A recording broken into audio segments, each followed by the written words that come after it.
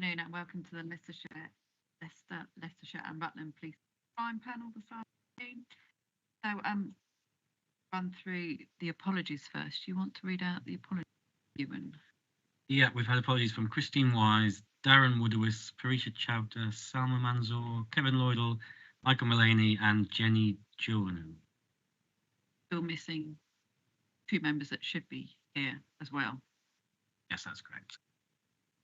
So after this meeting, I will be sending an email out to all members about how important it is that they attend these meetings, or if they can't attend, they should have a nominated deputy. The fact that so many people have sent their apologies is just not acceptable. I know the two independents obviously don't have deputies, but every member that's nominated by council should have a deputy that attends. In their absence, this is not representative of Leicester, Leicestershire and Rutland with the amount of people we've got here.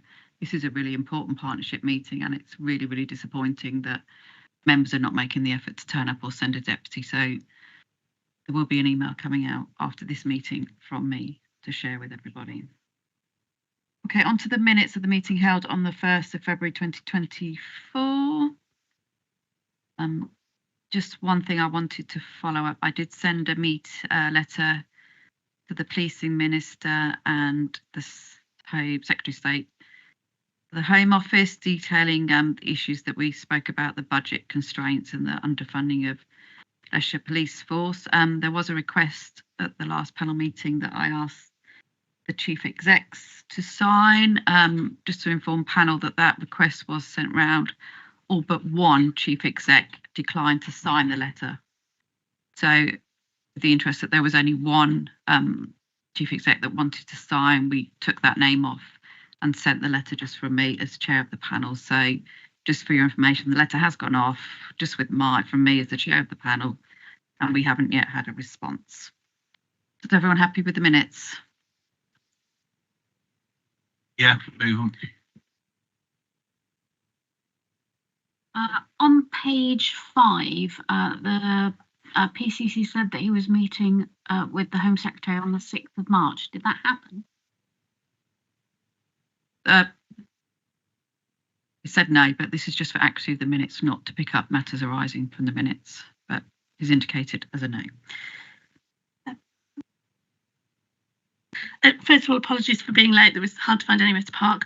And secondly, just in terms of the chief execs, just for information, certainly the conversation I had with ours was that they were looking to whether it was appropriate for them to send an equivalent letter, but they felt that trying to tangle chief executives who've obviously got a non-political role with the police and crime panel who have got a political role could cause some difficulties. So I think they were looking at just having, it wasn't that they weren't supportive, it's that they were looking at a separate letter. Okay, I've not been told of that. I was just told that they didn't want to sign our letter, so that's useful, thank you. Okay, on to item 2, public question time. There's nothing from the public. Item 3, to advise of any other items which the chairman has decided to take as urgent elsewhere on the agenda. There isn't anything.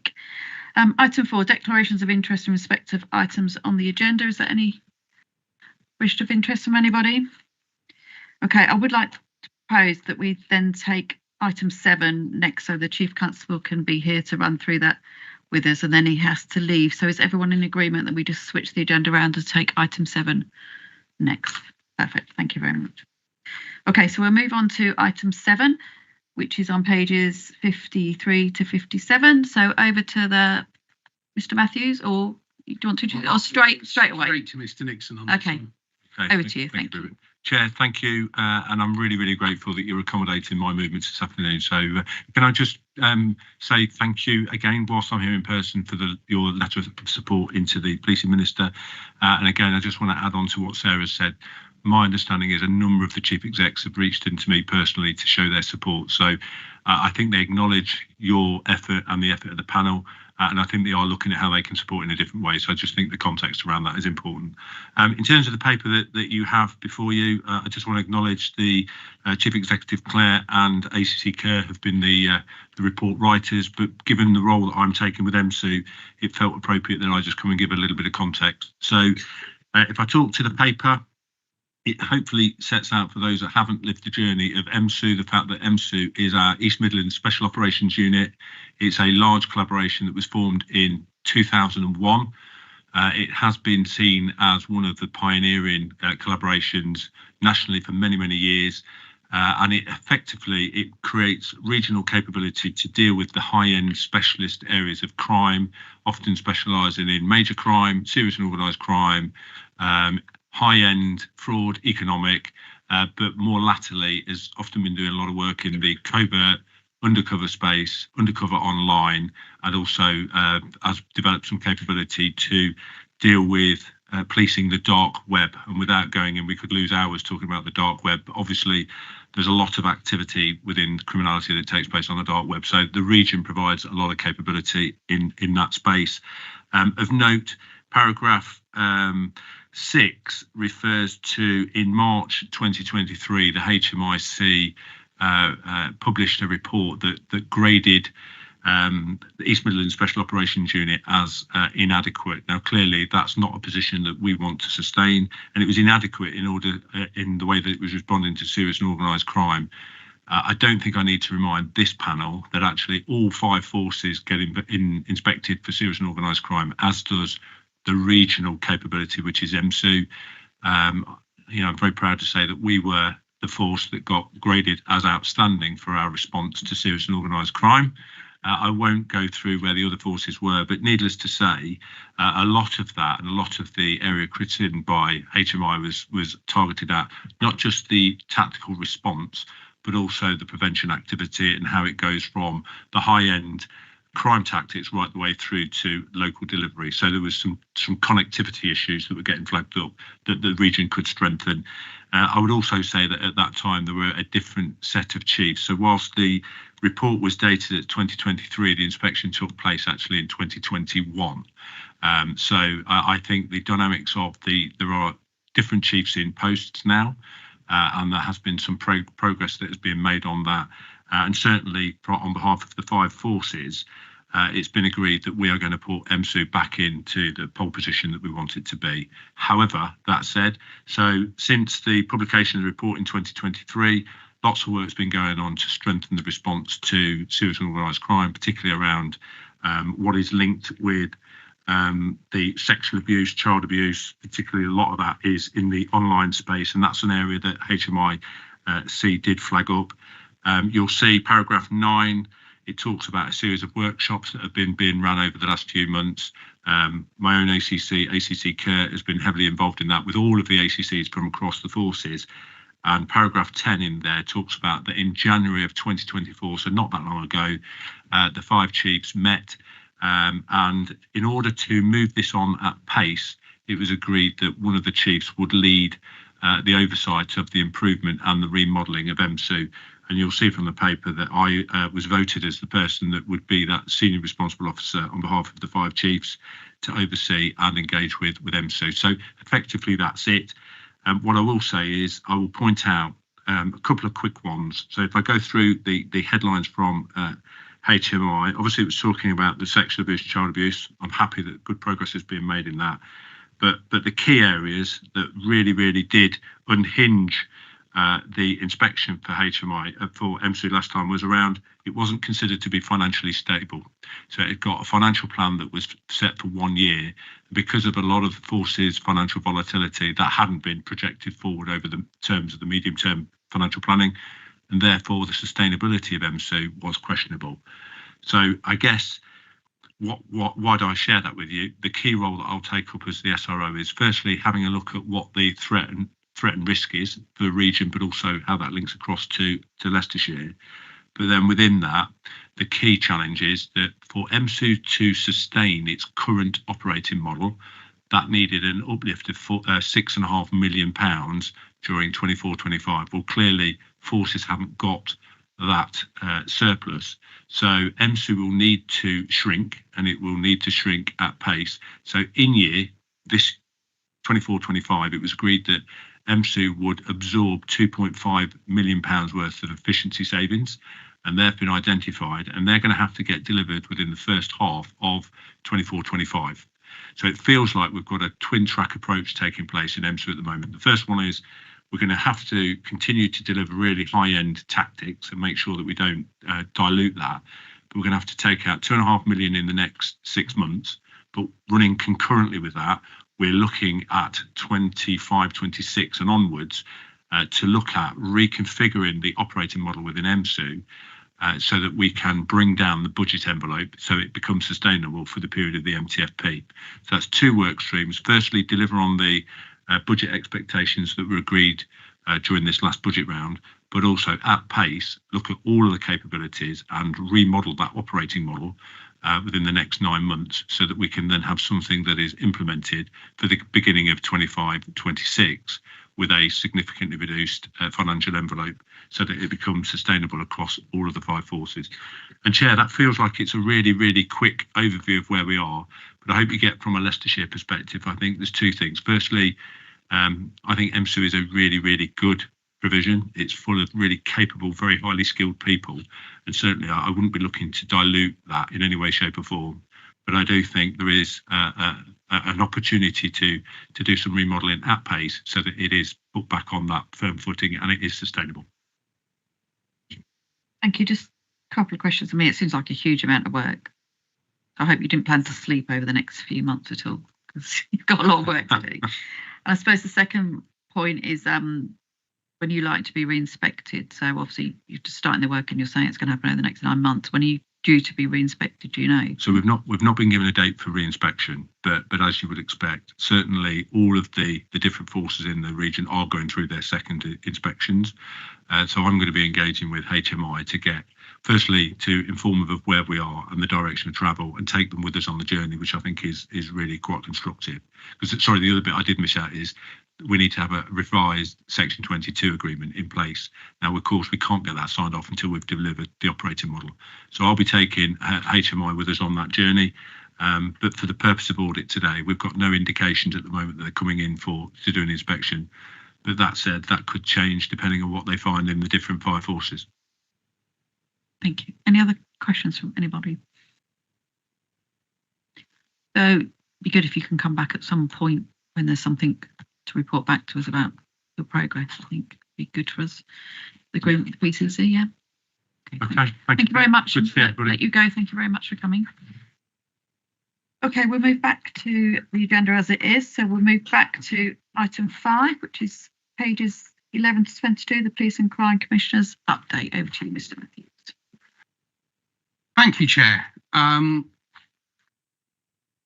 It's a very full report. I'm sure everybody's read their way through it. I'll just highlight a couple of things, if I may. Starting on page 13, I think it's worth making clear I haven't been going on visits to Nottingham and Derby, which are on the map. It's the red dots that you should be looking at. I'm sorry if that wasn't entirely clear. But as usual, I've been getting out and about. I've been trying to meet people from a wide range of backgrounds as well as a big geographical spread.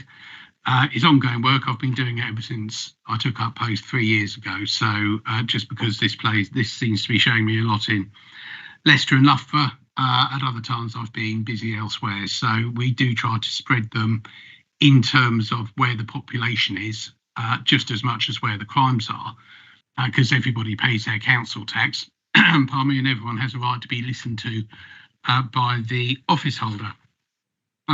I'll also, if I may, and I hope I won't be embarrassing her, refer you to paragraphs 13, 14, 15 and so on, where we're talking about the work of the Deputy Police and Crime Commissioner. The initiative with the parish councils has gone in extremely well with them. I've had a lot of complimentary feedback on the work that my deputy has been doing. And I think also it is very important the parish councils are taken on board with the work that we do, as with all of you as councillors and myself as the Police and Crime Commissioner. We are the elected representatives of the people, just as our parish councillors. And I really think this is a worthwhile project and would like to thank my deputy for the work that she's doing in relation to that. I'll also flag up, if I may, about the people zones. I think we had a paper on this here 18 months ago. It was quite some time ago, I think. But the work there goes from strength to strength. As you'll be aware, this is something that was started by my predecessor, but which I picked up and sort of enlarged and made rather more proactive than it had been.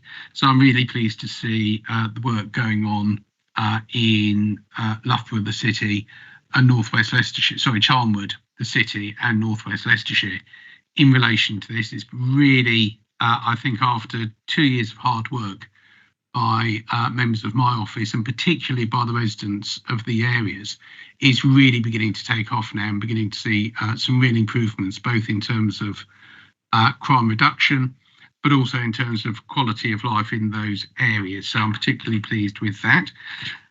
On the other hand, however, I feel I must draw your attention to paragraph 40, which contains some very disappointing news, which is that while year one funding for the Safer Streets initiative is being met in full, in future there will be a reduction.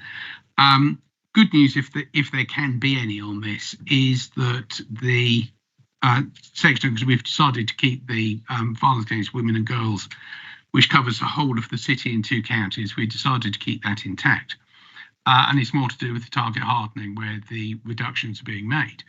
If there is any good news, it's we were able, through judicious sourcing of materials, to actually increase what we were going to do on the original bid. So the reduction is sort of putting us more or less back where we were. We haven't quite worked through all of that, but in fact, I don't think there's going to be.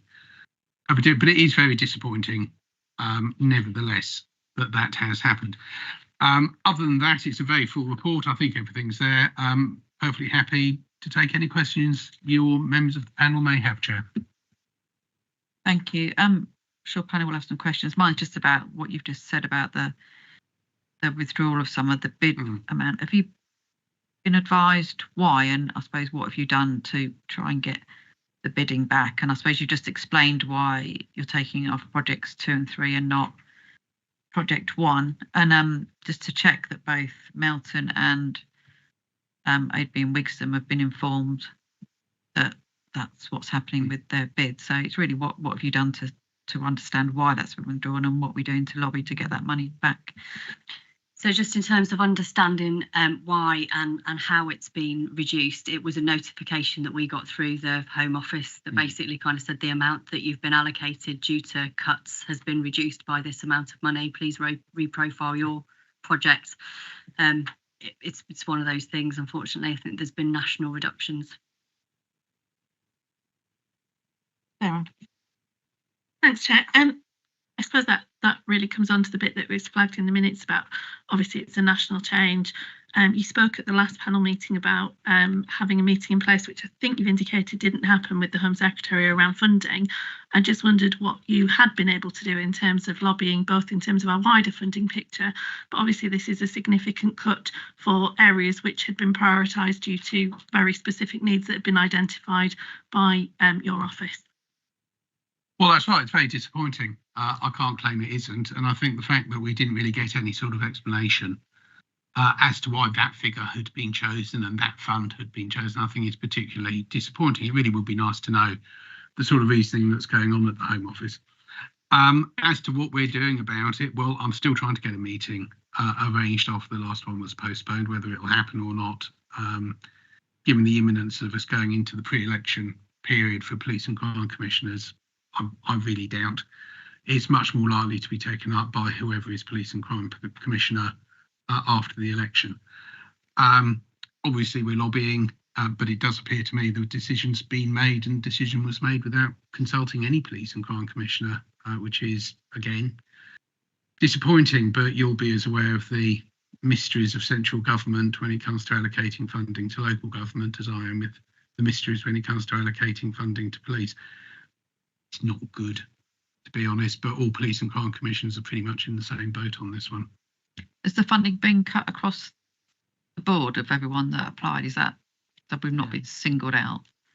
No, it's not us. They haven't decided. Sorry, Chair. They haven't decided that Leicestershire and Rutland must be particularly difficult. It's yes, there's funding cuts right across the board. I think it's just really disappointing, isn't it, when you get the funding, you set your project, you do all that work to set a project, and then it gets stripped away from you much rather than at the beginning. Did you indicate, Les, or with your question? Oh, about the microphone. All right, Adam. Sorry, is that a percentage top sliced off all police and crime commissioners' budgets across the board nationally then? I don't know. I can go away and have a look at that. I know it was national cuts off of everybody's funding. I'm not sure whether everybody took the same percentage or whether they looked at projects and what was intended to be delivered and then took money away. It's the Safer Streets funding that's been, not the funding of the. I mean, Yeah. Safer So Streets yeah. funding, So, yeah. So it's grant money. Yeah.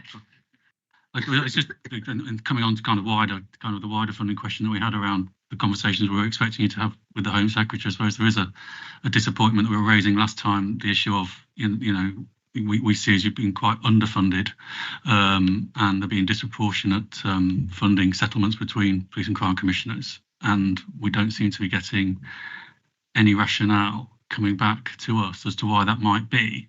And I'm not quite sure, it's a little bit opaque in terms of what you're actually doing to find out why. Sorry, Chair, are we talking about the funding formula? Yeah, that's what I was just clarifying. I'm talking about your relationships with the Home Secretary and the Home Office in terms of, getting a really good understanding of why decisions are made by the Home Office in terms of funding, including the Safer Streets funding. Oh, okay. Well, regarding the overall funding, we're in the hands of the funding formula, as indeed a Leicestershire County Council, and I assume the City Council similarly have formulas that are applied to them. In regards to Safer Streets, I thought we were doing very well, which we were until we got this notification through. For my own relationship with Home Secretary, is fine. I've known him for a number of years. As you can imagine, we mix in similar circles from time to time. So I don't think I've got a bad relationship with him, but these things seem to be happening across the board, whether you're talking about county authorities like Leicestershire, Rutland and Leicester, or big urban conglomerates like Manchester or Liverpool. It's all the same funding formula, which is drawn up, and some of it strikes me as rather peculiar, but never mind, it's supposed to. But the Home Office has accepted the need to revise the funding formula. They just keep putting it off and delaying it. And that, I think, is a question for them rather than me, because none of the PCCs nor the Association of PCCs has been able to get a clear answer out of the Home Office as to why they keep delaying it, having said that they accept the need to do it and that it does need doing urgently. And then every time you try and pin them down to a date, it disappears into the future. So I think that's your answer, Councillor. And in terms, obviously, the budget last week will have raised questions for yourself. And what other questions? Okay, so the budget included quite a few things about, if you like, the criminal justice system, wider than just the police and the crime prevention and victim support, which is reserved for the police and crime commissioners. So there's quite a lot in there about prisons, quite a lot in there about courts. If I understood the situation correctly, the funding for police isn't going to change greatly over the coming year, but the intention, looking further into the future, would be that the criminal justice system, and that would include the police, would need to make reductions perhaps in 18 months, 2 years' time, depending on how you read what was being said. But as you'll be aware, Chair, between now and then there's going to be a general election, and by the time we get to the point that the Chancellor was saying that he thought the criminal justice system might need to take a bit of a hit, he might not be the Chancellor of the Exchequer, and Mr Sunak may not be the Prime Minister, and whoever comes in might have completely different views, either in terms of more funding or less funding. We have to wait and see what the manifestos say, as with any election. Until you read the manifestos, you don't know what the two sides are going to be saying, and choose how the public votes. So I can only tell you what the Home Secretary, what the Chancellor of the Exchequer said, the stuff that's come out of the Home Secretary, which broadly is standstill at the moment, and there may be reductions further down the line, but there's a general election coming, so who knows, to be honest. Okay. Any other questions on this paper? No? Okay, thank you very much. I think there was a bit more meat on the bones as well, which is what we asked for at the last panel meeting, of some of the impact of the work that you're doing. So that's welcomed within the report. Okay, if we move on to item 6, the police and crime plan delivery, pages 23 to 52. Thank you, Chair. This is a report that covers 30 pages. I'm going to ask my Chief Executive to remind me the first draft ran to how many pages? That's 75, which is why I've concised it down for you. Should that be a verb? Concised. If it is a verb. Okay, so I suppose that's by way of preempting any questions about why didn't you mention X and why didn't you mention Y. The first draft was absolutely exhaustive, but having sat on numerous committees in my time as a councillor, I know that time is short and thought that perhaps with the Chief Executive's indulgence, we ought to get the highlights across to you and then see if there are any specific questions on things that had been missed out. This is, of course, slightly odd, and I hate to take everyone back to the awful days of lockdown and COVID and so on, but the election for the Police and Crime Commissioner was delayed by a year, so I came into office with a 4-year plan in the first instance, and then obviously with indications of what I'd be wanting to do in the second term were I to get a second term. But we've only had 3 years to get this in. At the time the plan was written, there were some fairly strong indications coming out of government that they would actually put the police and crime election, police and crime commissioners election back from 2024 to 2025, therefore giving me a 4-year plan. So what you're looking at is, if you like, the first 3 years of a 4-year plan. So there are some things in here which were always going to take a bit longer, but I think it's worth pointing out a few things. So special constables, I'll start with them if I may. The special constabulary has been going for almost 150 years now, and in my opinion isn't always as valued highly by the public as it should be, isn't always valued as highly indeed by some police officers as it should be. So I was determined to put a bit of effort in there, both to expand the special constabulary across Leicester, Leicestershire and Rutland, but also to make sure that those who are engaging in it were there for the long term and weren't just looking at maybe a short-term volunteer fix. So I'm delighted to say that we've got more than double the number of specials that we had when I first took office.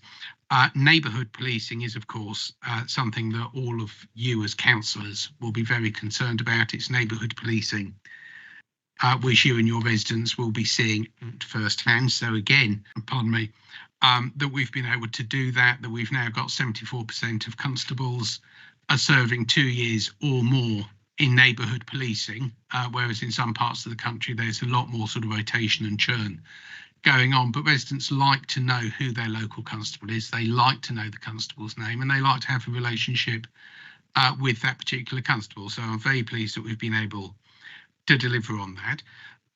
When it comes to urban policing, I wanted to put a big focus on dealing with organised crime. Now, we've already heard from the Chief Constable on that and the outstanding grade that Leicestershire Police got, despite the problems that there are at EMSA. And may I say, I know he's gone, but perhaps I could put on record my thanks to the Chief Constable and to Assistant Chief Constable Kerr for the work that they're putting into EMSU. The number of hours they're working and the resources that they're piling into this is really a wonder to behold. I think the Chief Constable was perhaps rather modest earlier about the work that's happening there. Turning from urban crime to rural crime, we have, of course, established a rural policing unit. That has then been extended. There's more to be done, I think, in that area. But that brings me on to one of the glitches that you get here, and that's to do with crime figures. So when I took up post, the interactions I was having with dwellers in rural villages, and particularly with those engaged in rural businesses, must be said was not terribly complimentary about the police. And we put a big effort into building relationships in rural areas, and people are now much more confident about reporting crimes to the police. So in the first 18 months, 2 years, there was a big increase in rural crime, which I was pleased to see, perversely, because it showed that we were having the correct effect on getting people to have confidence in the police. However, over the past year, there's then been a reduction in the amount of rural crime being reported to the police. And this appears to be really is a reduction in crime happening in rural areas and particularly affecting rural businesses rather than, if you like, not quite knowing what's going on. I thought because the issue of crime figures does come up quite a lot, I thought it might be worth just asking for some figures. So this is all the usual caveats apply to this. These are crimes reported to the police, and it's only a snapshot in time and all that sort of thing. But I thought the panel might be interested that January just gone compared to January a year ago. And it's a shame so many of you aren't here, actually, because I was going to trot through all of your areas so you know what's going on. Anyway, in Harbour and Wigston, reported crime is down 3.7%. In the city centre, it's down 7.1%. In East Leicester, it's down 6%. In Hinckley and Blaby, it's down 3%. In Charnwood, it's down 5.4%. In North West Leicestershire, it's down 5%. Melton and Rutland, it's down 10%. West Leicester, it's down 7%. So right across the board, crime is going down, which is great news. But as I say, all the normal caveats apply to those figures. They're just 1 month figures compared to another. But nevertheless, I thought you might be interested. So I think that that's been great. But we must also think about the emotional impact that that crime has on the victims, and very often on witnesses as well. And so the work that my office is doing outside of the police force to support victims and witnesses is no less important. Also about the work that's being done both by my office, by charities and other bodies that we commission, and the Violence Reduction Network, to work with perpetrators and people that are thought to be at risk of becoming perpetrators in order to stop crimes happening in the first place. It's I know this has been reported about the subject of other reports and no doubt will in the future. But again, I'd like to pay tribute to the work done by my staff, by the Violence Reduction Unit, Violence Reduction Network, my apologies, and by the various bodies that we commission to provide services. Being a victim of crime is a very traumatic experience. I think anyone who's been a victim of crime will know that and understand it and will appreciate the work that is being done, not only in terms of practical terms when it comes to filling in insurance claim forms, but also the emotional support which so many people need when they unfortunately become victims of crime. So again, a wide ranging report. I've only touched on a few bits and pieces. There's loads here, but just as much, I think, or pretty much almost as much was missed out in order to try and keep it quite short. But basically, I'm really proud of how the Leicestershire Police have risen to the challenge of crime over the past years. I'm very pleased with the way my office has been dealing with the various aspects that they work with. I think my current chief executive has made a big difference since she came on board, so my thanks to her. And of course to the scrutiny which this panel gives and the opportunity it is to come here and give reports which then gets a lot of stuff out into the public domain and allows the public to see behind the facade, which so often is just, an organisation doing what organisations do. But coming here to this panel has given me the opportunity to put a more human face on what's going on. And thank you for that, Chair. That said, of course, happy to answer questions. Thank you very much, and it's a real thorough report, so thank you for that. And again, a bit of meat on the bones about the impact of work that you and your office have done. So Sarah was first, and then I've got Les. Thanks, Chair. There's some really good bits in here.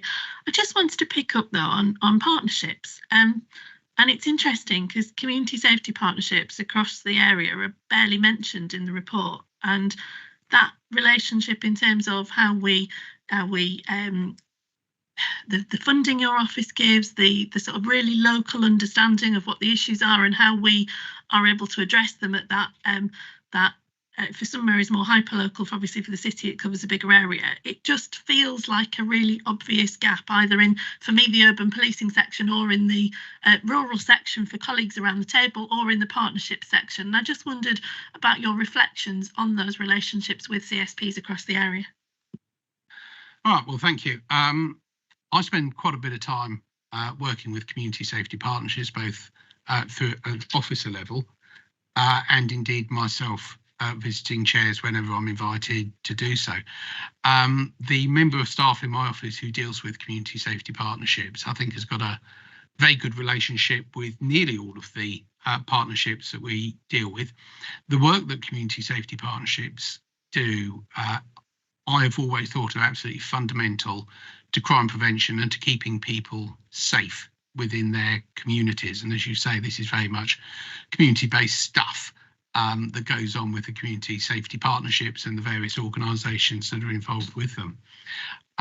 You will be aware, of course, that the way in which the funding was handled and how the reports go backwards and forwards and so on was changed 18 months ago.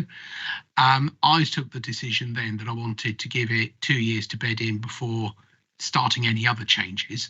But certainly I would expect whoever is Police and Crime Commissioner after the election would want to look at the amount of funding that is given to community safety partnerships, would want to look at how the relationship between the community safety partnerships and the Police and Crime Commissioner and his or her office operates. Certainly, if I were to be here in 3 or 4 months' time, that's what I'd be wanting to do.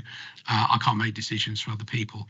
So I think that the situation I inherited was somewhat opaque. It wasn't always clear what was happening in the relationship between Police and Crime Commissioner and community safety partnerships. I think the work we did 18 months or so ago has sorted that out. But as I say, I took the conscious decision then that you don't make a change and then start fiddling about with it 6 months later. So I took a conscious decision to leave it for about 2 years. But certainly if I'm in this seat after the election, I'll be coming back to this. I'll be looking at the level of funding. I'll be looking at the relationships, and we'll be wanting to continue relationships with all the community safety partnerships in order to get that right. Thank you. To clarify, I wasn't suggesting that something had massively changed. It was just the fact that they're invisible in the report. And that was why I recognise you've not been able to put everything in, but there is that balance between a sort of key strategic relationship in terms of local delivery, and it just seemed a shame not to have it there. It was merely a reflection on, could we think about that element of partnerships for future reports? I'm sure in future reports we will make the effort to mention community safety partnerships, but if anyone's in any doubt about the importance I ascribe to them, if you go and look at the social media feeds of the Office of Police and Crime Commissioner, you'll pretty soon see not only that it highlights the work being done by community safety partnerships, but also features meetings between myself, community safety partnerships, my deputy in community safety partnerships. So I'm sorry if it wasn't given the due prominence in the report, but there was absolutely no doubt about the importance that I ascribe to them. I think that's borne out by the social media and indeed previous reports we brought to this panel. And you need to be congratulated on actually reviewing a funding formula and making changes to a funding formula in your time in office, as we all struggle from. So at least you've tackled it and changed it. So hopefully for the better. Les. Thank you, Chair. And if I may, with your indulgence, I think I've got 3 take-homes. So first one, Mr. Matthews, is in your role to scrutinise the work of the force. Bottom of page 27, top of page 28, you're talking about 101 call performance. Could I ask that you look into and report back on the online reporting of the police incidents and actually what the abandonment rate is of online reporting? And I'll tell you the reason why. Post-flood, I was trying to report a stranded car on a fairly important junction, and I thought I would be useful and make an online report. Having got to the point where it's talking about do I identify the same sex as birth, I thought this is going in the wrong direction. I just literally want to report a car that is stranded on the junction. So I then phoned the 2s, got straight through to a very helpful call handler, and asked none of the preliminary and other questions that I was being asked to report online. So I'm curious as to the effectiveness and use and abandonment of the web-based reporting system, because it feels incredibly over the top to me. when you start using it. So if you could do that for me, Mr. Matthews, that'd be really helpful. Indeed, spend 1 second to find me highlighted bits.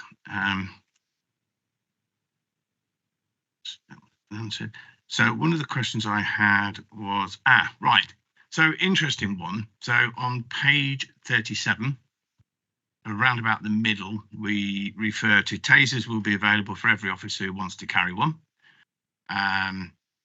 Then talks about the use of tasers such as CGB and the PCC, blah, blah, blah, blah, blah.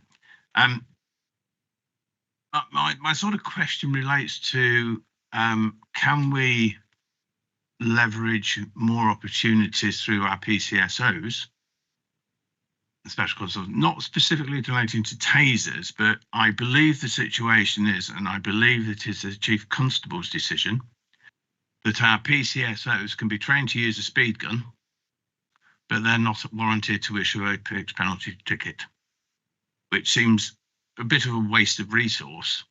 When as I understand it, it is a Chief Constable decision as to whether those PCSOs are warranted to issue that FPN.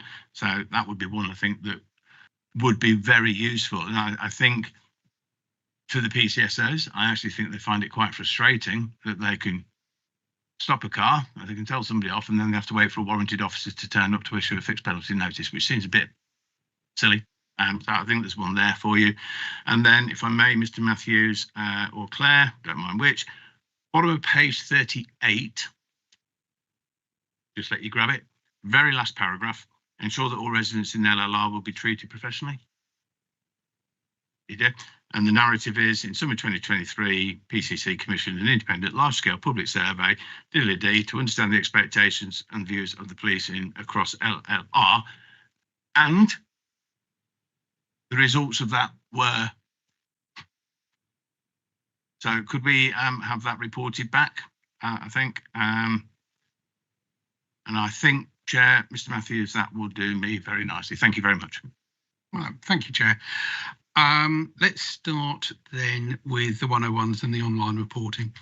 The 101, yes, you're quite right. It went through a bit of a blip, but the Chief Constable put the resources in and the time, and indeed his own mental effort and personal contribution to that. And it's now much better than it was. So thank you for that. As far as the online reporting is concerned, this is something that quite a few people have brought up with me, particularly since about September. I don't know what happened in September. And you're quite right. The key problem is about the extraneous information, either that's asked for, or the number of times you have to click not applicable in order to get to where you're going. So the force is in the process of working on this at the moment. Some of it, sadly, is national regulations and national needs about what you have to include and what you don't. But at the same time, some of it is local discretion. So I have already asked the force to look at this, and no doubt there'll be a report coming back to panel chair in a little while on this one. Regarding taser available, I think I'll just set everyone's mind at rest. Tasers are not given to every officer who wants one. They're given to every officer who wants one and has passed the training, which I think is an important qualification. I don't want anyone to get the idea that they're running around willy-nilly. The training for use of taser is very serious, because tasering somebody is an important step to take, and the officers need to be properly trained in order to do that. And Chair, I can give a personal assurance, having attended 2 of the training sessions for police officers to use tasers, I was very impressed, not only at the technical side, but also I attended one of the role playing. Fortunately, I wasn't the guy that got tasered, but nevertheless, it was really interesting watching how the role playing plays out with this. The whole question of police community support officers and the powers they do and don't have is a very complex one. I understand the College of Policing are currently having a look at this. I don't know whether that's a formal study or whether it's just one of their routine reviews they do every now and then. But I think it is important that police community support officers are distinct from police officers. They're not the same. They don't do the same jobs. They both bring something very different to the world of policing. and so on. So as the name suggests, police community support officers are much more there about the police relationship with the community than they are about law enforcement. The training that they receive is quite different. The equipment they get is different. Obviously, the uniforms that they wear is also different. To what extent it's sensible to blur the lines between the two is an ongoing debate. I mean, if you want me to go off on one for half an hour, Chair, I'm quite happy to do it. But personally, I'd have thought maybe Councillor Philemon and I can pick this up outside of this meeting. As I understand the specific instance that he's talking about with speed guns, the PCSOs go there to do, I suppose, what you might call a reconnaissance expedition.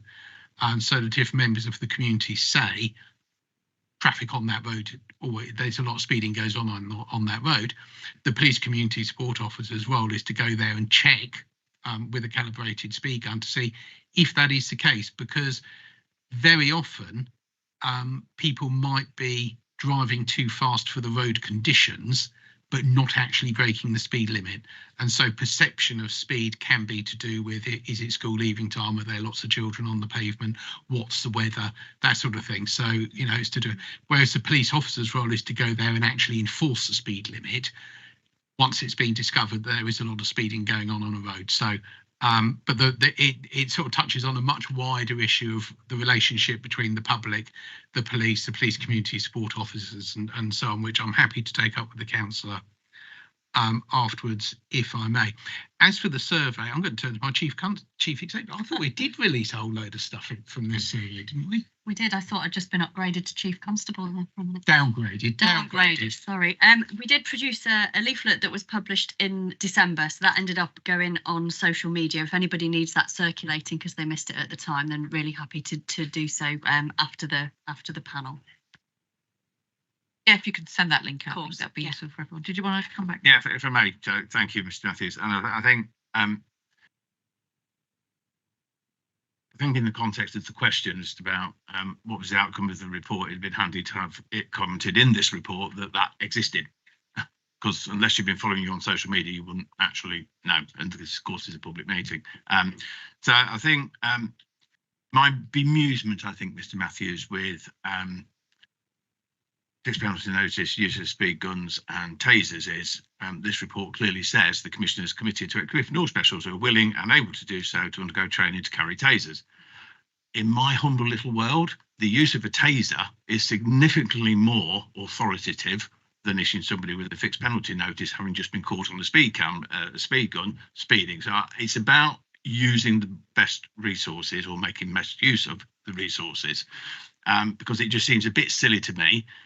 A PCSO can stand on a street, catch 25 people exceeding the speed limit on a speed gun and be able to do absolutely nothing about it other than report the registration and the driver into the system. And as with my paid role, as my elected roles, speeding traffic in villages is one of the hottest topics on every single week of the year. So actually, the PCSO being closest to those communities, I think there's huge value in those PCSOs to be able to attend a parish council meeting or a city council meeting and say, yes, and I've undertaken this speed assessment and issued 14 fixed penalty notices, and out of which, just for the record, 80% were local people. I think there's massive value in that if we can enable those PCSOs to make those decisions. And going back to the web reporting, if I may, Chair, Mr. Matthews, really pleased that the force recognises that there's a question around that. I think it would still be useful for panels to have a stake in the ground that says this is the current abandonment rate, and when the chief's finished all that extra work, that's the abandonment rate, because we need to know whether what is done has been beneficial. Thank you, Chairman. Thank you, Mr. Matthews. Happy to bring a report back on online reporting. Well, I say I am, it might not be me, but I'm sure somebody will be happy to bring a report back on online reporting. I suppose just that point of the PCSOs as well, I think the point you make, Les, is really, really valid, because if they're spending their time in the community doing it, they should be issuing the fixed penalty notice. And I suppose it asks the wider question. I take your point about the PCSOs and police officers are a different job, but there could be some overlap that needs addressing. And I know some of it is national direction, some of it's a local chief constable decision. So I think it would be worthwhile, a useful exercise for us and possibly for you to know what's the national and what's a local decision, and making sure that the local decisions reflect your police and crime plan and the priorities that you've identified, because speeding in villages is one of your priorities. So if there's more we can do with the bodies that we've got and the roles that they're operating, I think it would be a useful exercise for us and for you possibly to look into. Indeed, Chair. However, I must point out, my job is to hold the chief to account for the results he gets. What powers he gives to police and community support officers is actually his decision. That's operational. And so none of us sort of get involved in operational, because quite rightly the chief constable should be and is entirely independent on the operational side. I hold him to account for the results. So I have my own opinion on this, which I do voice to the chief constable when it comes up in conversation. But at the end of the day, it's his decision, not mine. It's the results that we can go to town on, if you wish. Okay. I think in my context, Mr. Matthews, and I was watching very carefully as I was talking, every elected member around this room was nodding and smiling and in agreement. And we are, as you are, an elected representative.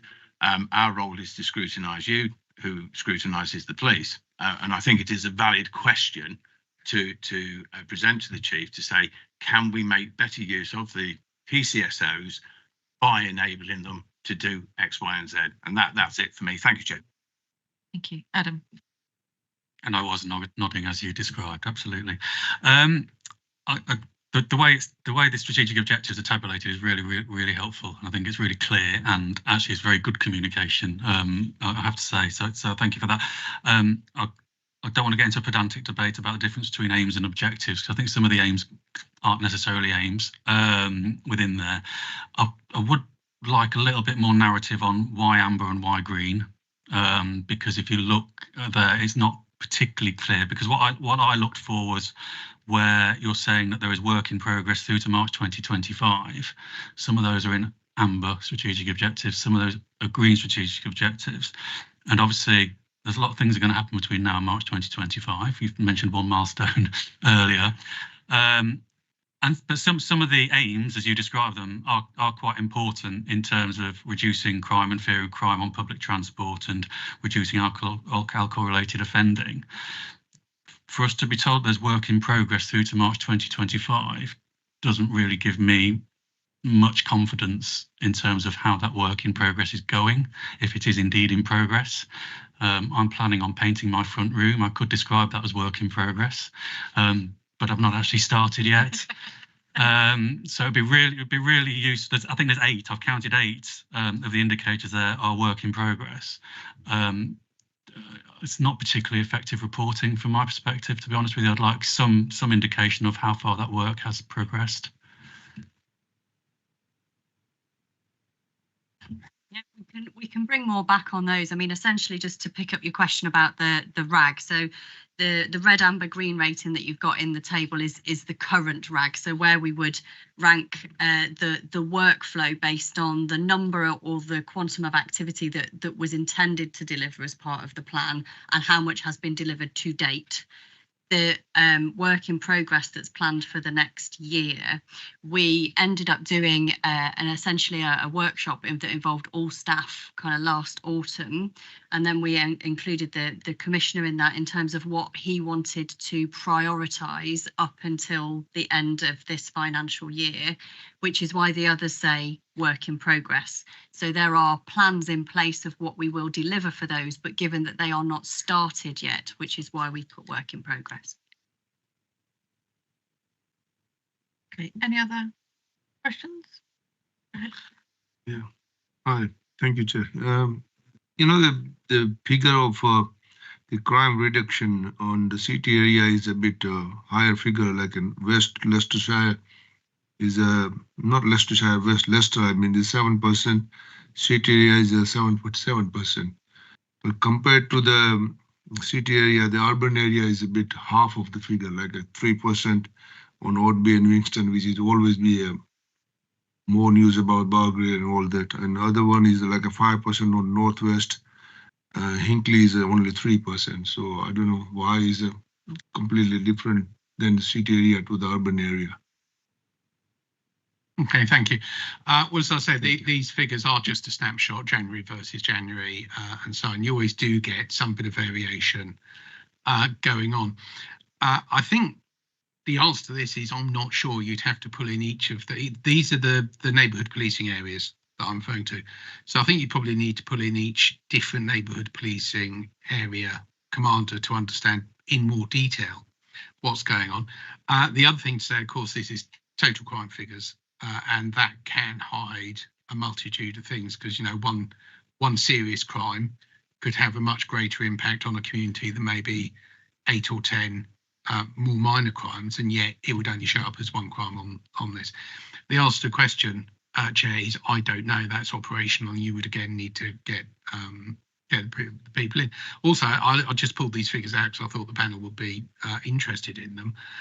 Again, if you want to have more of a detailed explanation of what's lying behind these figures, what sort of crimes are being done in the different areas, I'm quite sure that can come forward at a future point, can't it? That does get sent out to each CSP. So the lead for the CSP for each local authority in the City of Rutland get all those figures from your office anyway. They do. So that comes out to whoever the lead is. Yeah, and I would just echo what the Commissioner has said kind of about that data and being really careful with what we're comparing with what. And when you look at neighbourhood policing areas, the data can be volatile because of the smaller numbers that you're talking about. It can change. So what's a 5% decrease one month might be a 7% decrease the next month. So there is the Commissioner's pulled out some highlights for you there. But if we were to bring back a fuller report with all of the data, just to be aware that would come with significant health checks, if you like. And because I get all the data that gets sent out to I get the whole lot come to me, so I can see all the different tracks. So that is really important for the people with the leads for the CSP, get that data. So if you know who that is, make sure you get it, Les. Thank you. I think this is actually a really interesting discussion insofar as those who are members of the CSPs are sworn to confidentiality, and that data is presented in a confidential environment. So I think there's a really interesting dynamic as to what we know as CSP chairs and what we then cannot pass on to our fellow elected representatives and indeed members of the public. So I think there's possibly something that collectively the CSP leads and PCC and perhaps the chief needs to work out about what is confidential data and what can be not released, if that makes sense. Yeah, I think maybe if I can flip Nix's question around a bit and say about when in your conversations in holding the Chief Constable to account, what have you done to focus on the differential crime rates that you see between different CSP areas, and how do you focus in and tackle those in that holding to account of the chief for delivering the results? I think that to sort of frame it in a context for here, you know, where you do see significant variations, where you do see a significant increase or decrease in one area, how do you interrogate that, and how do those conversations with the chief work in terms of you being able to press for changes in light of the figures that you are presented with? Okay, so my office monitors all the figures. Okay, and if there's a consistent blip, if you like, so if one particular type of crime is going up or crime is going up in one geographical area, that gets flagged, and you're quite right, that is part of the holding the Chief Constable to account, and we'll want explanation as to, you know, what's driving that crime or crime in a particular area. And what the Chief Constable is doing about trying to address the crime or the geographical issue. Every autumn, we go through all the figures, Corporate Governance Board, and that's reflected, of course, in the reports that come to this panel about what's been going on at Corporate Governance Board. So they sort of end up here eventually. So yeah, once a year, we look at the totality and look at trends and that sort of thing. But my office is constantly monitoring for these blips and rises or indeed drops. You know, so if a particular type of crime has dropped in a particular area, you know, has actually the local NPA commander come up with a brilliant new idea for how to deal with it, and one that perhaps could be shared.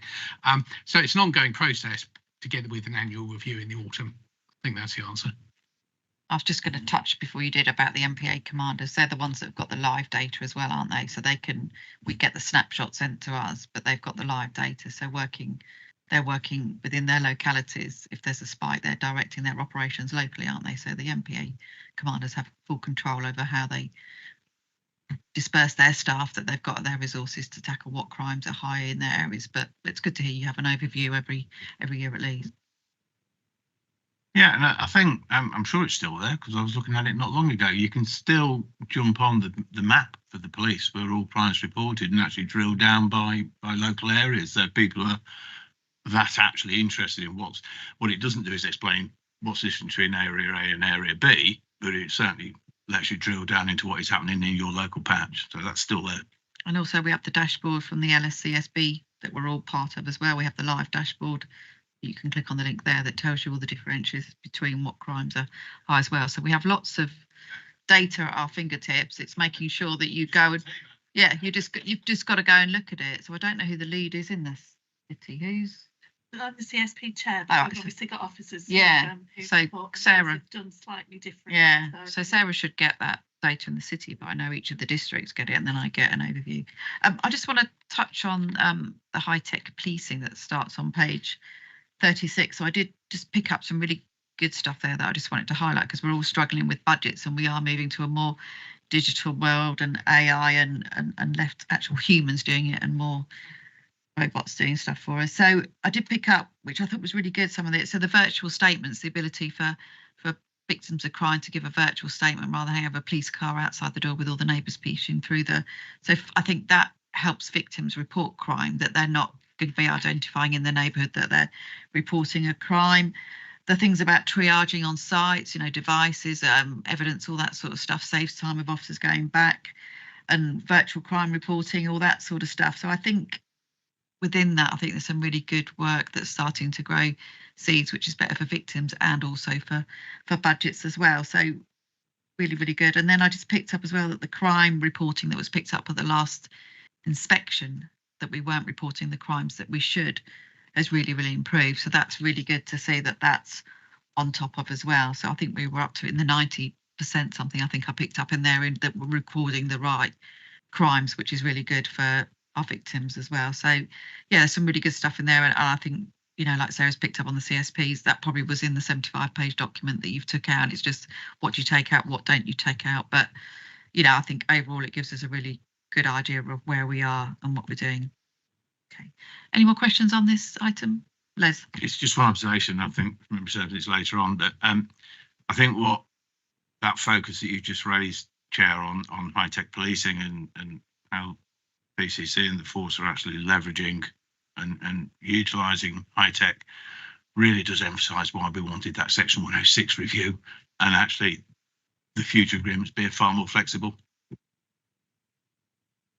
Okay, so we've done item 7, so we'll move on to item 8, the ethics and transparency panel, pages 57 to 68. I think sort of the report's pretty much as read. I don't know if there's anything particular that you want to highlight, Mr. Matthews?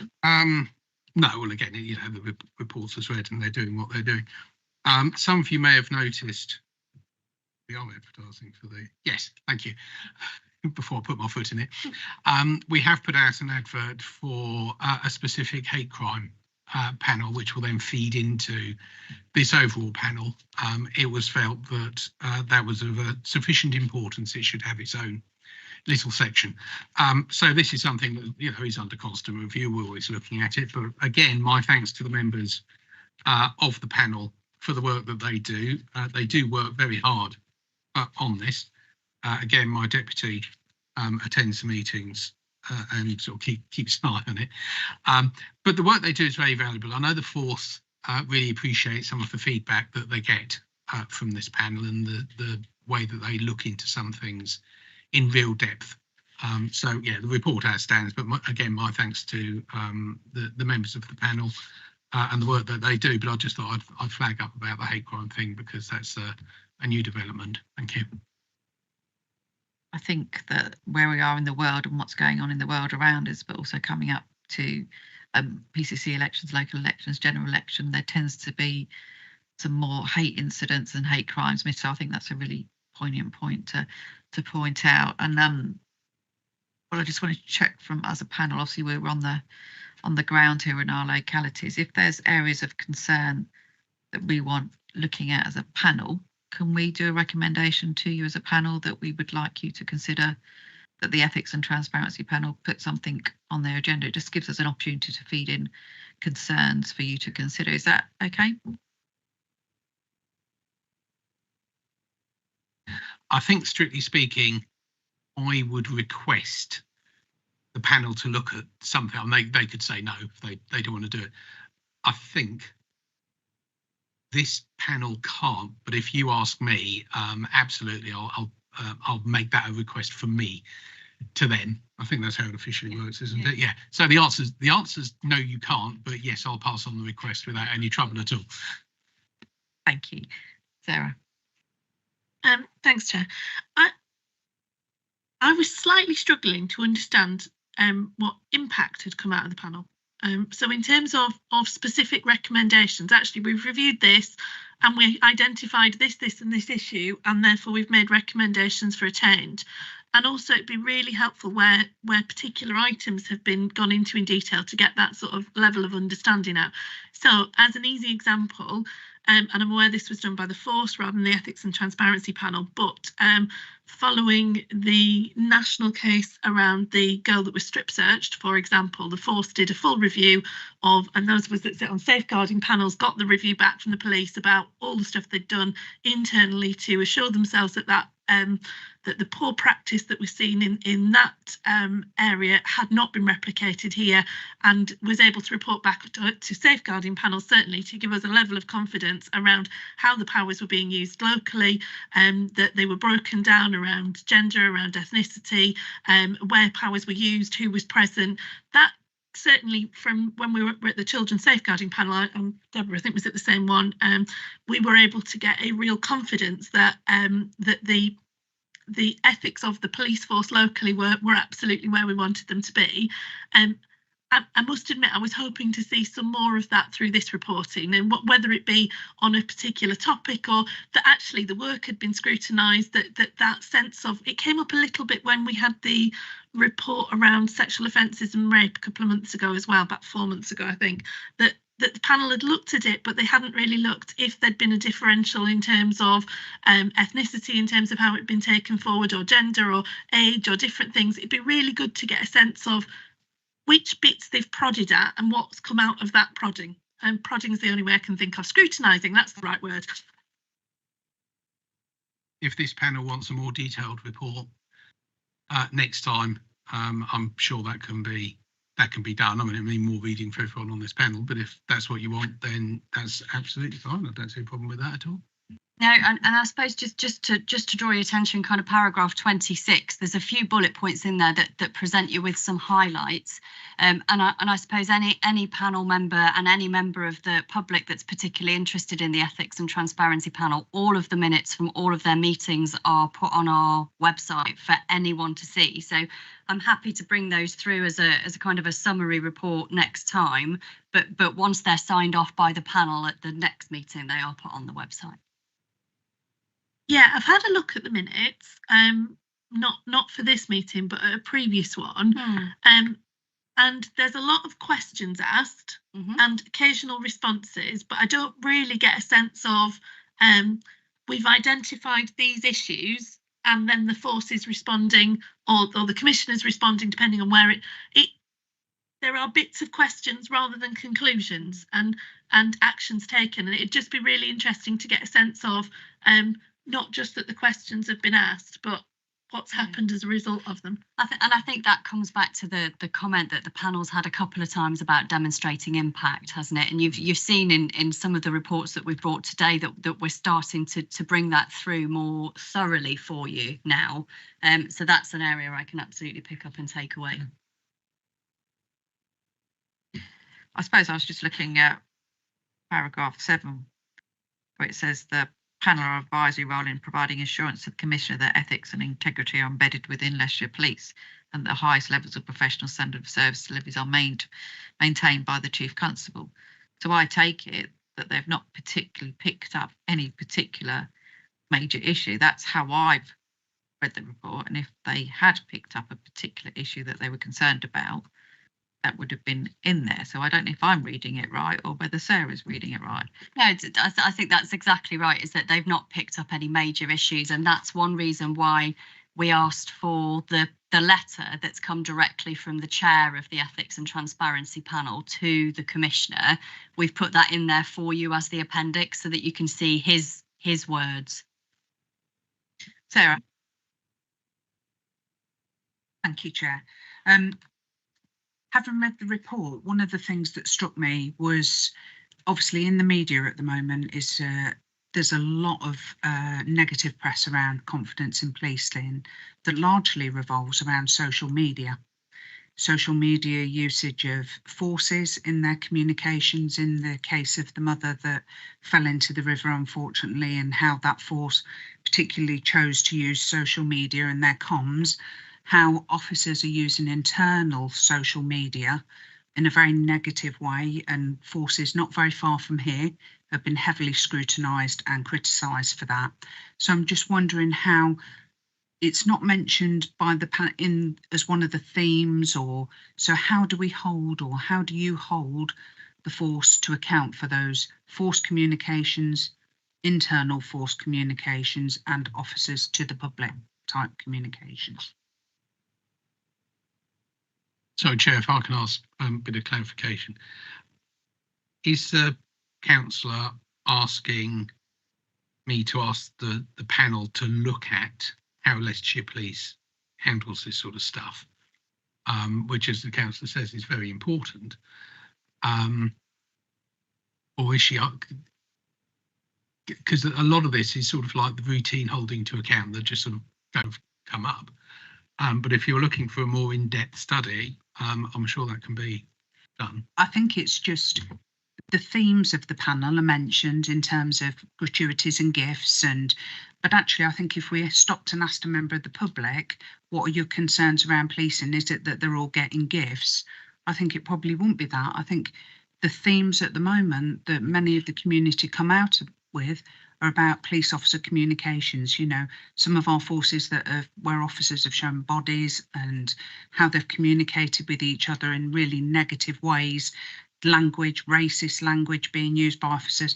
So I think the panel quite rightly are doing dip samples on body cam imagery, which is great. That's a good evidence of what they're doing. So I suppose I'm asking, would you be able to say, could social media be included as one of the themes in some form of dip sampling where the panel could consider what the force are putting out, how the force communicates with each other, to reassure ourselves? And I really do hope, and I would expect Leicestershire will conduct itself with, you know, exceptional high standards. But I think for the reassurance and for us to be able to reassure our communities that that is being monitored. Absolutely, Chair.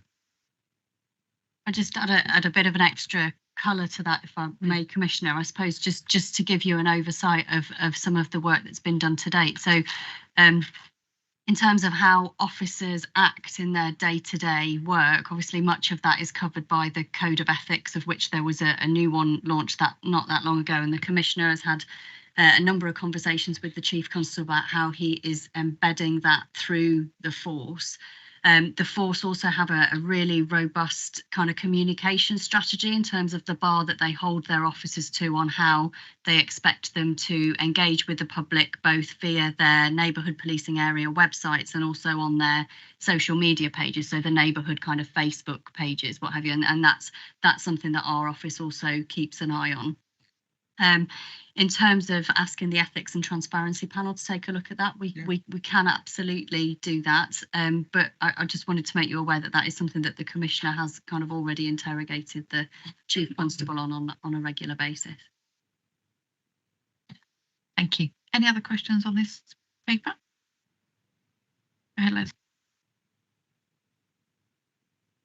I think it's a really interesting proposition that Sarah's presented. I think there's also a bit of a darker challenge here, which for the life of me I can't think how anybody can get through, which is a lot of the stuff that's been referred to has been on closed WhatsApp groups and personal mobiles, and actually how can anybody actually access those? So I think it's a really interesting question, Sarah, as to, I guess the bit says, you know, that somebody's watching, even though it's the public domain stuff, just so people are aware, of the force and members of the force are aware that there is a watching brief. But how we get over some of the media that's been out there, which is closed WhatsApp groups, I have no idea how you get around that one. I think we have challenged stuff before and had results, because they used to put the police, the neighbourhood teams used to put photos of knives that they'd collected on social media, and we brought a stop to that collectively, not me personally, but a collective, you know, everyone involved saying this is probably not appropriate to be showing knives on social media, and that did stop. So I suppose there is some challenge around what we do and stuff, and that we can feed back and collectively as a partnership do that. But I think you're right, some of it is on what would be classed as the dark web, wouldn't it? Behind the scenes is not public, but by doing just some dip sampling, you would get a little bit more reassurance of, because it can be in emails and stuff like that as well, can't it? That doing some dip sampling, like you suggested, would give you a little bit more reassurance, but you're never going to uncover absolutely everything, because a lot of stuff is hidden, isn't it? Thank you, Chair. I think it's probably just through, if the code of conduct's been refreshed, how has that been communicated to officers? Are they having it? You know, I work in a field that's heavily involved in safeguarding, so I have to continually report that I've done briefings with them each week, that I've dip sampled my staff's behaviour. I have to look at their social media. So I'm sure the force has something similar. And I just wonder if this panel, for the reassurance of the community that our force is not in the state that some other forces are in terms of communications. Okay, thank you. Anything else on this? Okay, we're on to item 9. So agreements under section 106 of the Town and Country Planning Act 1990, pages 69 to 74. I think again we take it as read. Is there anything particularly you want to highlight, Mr. Matthew?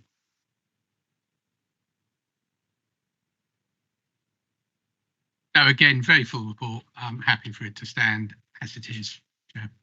Oh, I was really pleased to actually see some movement and some money getting spent as well. So that's really good that some of the money has gone. I did say at the last meeting that if you had any blockers, to contact local members for their areas. I've not heard of anyone being contacted, but I did hear some sort of things that some of the councils didn't think it related to that development. So I think some of the local authorities were sort of saying it's not what it was intentionally for, and we don't agree with what you want to spend it on. So I think there are some conflicts, but I'm sure we can get over that and get this money spent, because I don't want it sitting in bank accounts. So if I offers may, a dare again. You're right, and those councillors are right, and there is a new agreement in place which will ensure that doesn't happen. But unfortunately, it applies to developments that have begun after the agreement was reached. So we're still living through the backlog of things from the past. But the new agreement is much stricter about how money is spent, where it's spent. It's for the benefit of the local community and so on. That's going to take a few years to feed through, and then you'll start seeing it, and everyone sat around this table in about 2 years' time and go, oh, isn't that good? Why didn't they do that before? So I'm afraid it's going to take time to work through, but the point is well made, and it has been addressed. And the offer's there again, if you need any support from any members, I'm sure all of us here will be supporting, working between the police and their local authority to get this money spent. Any comments or questions for everyone? And again, can we just keep this on the agenda so we keep the pressure on, keep coming back? So you have to do something to report back to us. That'd be great, thank you. So we've got the date of the next meeting, which will be Tuesday, the 18th of June, 2024. That's after the PCC election, so we'll be, so we'll see who's sitting opposite us. And then item 11, I've got no urgent items, but just a reminder that we've got the briefing at Force HQ tomorrow at 1:30 on crime data and KPIs, which has been quite relevant today. So I hope to see all of you there tomorrow. And we'll get tea and coffee and biscuits as well. So I shall see you all tomorrow at 1:30 at Force HQ. Thank you very much.